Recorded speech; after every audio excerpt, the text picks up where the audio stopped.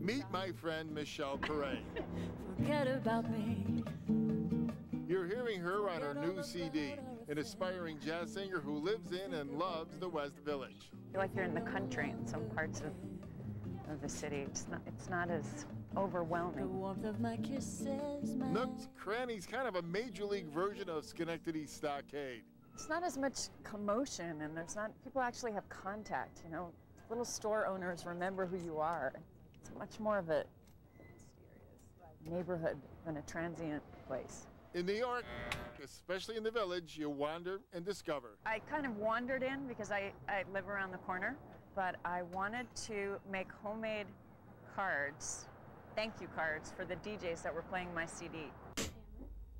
The ink pad, it's the anti-hallmark. Make and design your own cards and stationery. So you did it yourself? Yes, but they have amazing techniques for all these fantastic things that you can do. Well, greeting cards have gotten so expensive over the last few years. So, you know, you really don't need to buy the supplies twice. This one is a rubber stamp, and then this is a different rubber stamp. A lot of people think if they come Midtown, they're going to see celebrities. My guess is you have a bigger chance seeing them here. Absolutely. Especially that building right there. It's Molly Shannon's apartment, Charlize Theron, Gwyneth Paltrow. Okay. Liv Tyler. Sarah Jessica Parker lives right around the corner. Mark Anthony lives up the block.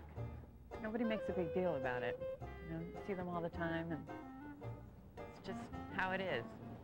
I'm in a sugar coma.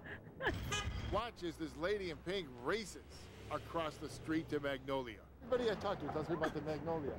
They're the most addictive cupcakes you'll ever have in your life. Like beautiful cupcakes, the kind you had when you were in 5th grade. And you'll sit there and you'll wait in line with, you know, Julia Roberts, and everybody just wants their cupcake fix. You don't say no. On Bleecker, Michelle takes us to what? Aphrodisiac? Aphrodisia. It's the natural way to better health. If anything is ever wrong, like if you're starting to get sick, she'll tell you the perfect thing to mix up with herbs so that it'll knock it out of you. I can. Seriously. Seriously. Because of its enticing name, people sometimes confuse aphrodisia with another kind of establishment. Still, if you wanted to add excitement to your after-hours life, Joanne does stock horny goat's wheat. It's a Chinese herb. It received its name because the farmers saw their goats frolicking in the fields, and they were eating this herb. So are we just going to munch on this? No, well, if you were a goat, otherwise I'd make a tea out of it. At night, Michelle takes me to one of her favorite hangouts. It's just one of those tiny little places that you're just going to kind of navigate into. It's Camage, McDougal between Bleecker and Houston. Yummy! Is this great or is this great? Once you have these, there's no going back. We're eating a banana chocolate crepe prepared by owner Abby Hitchcock, who has cooking classes on weekends. And yes, you're invited. You know that show Cheers, where everybody knows your name? That's this place for me. Little neighborhoods. And this is my favorite, West Village.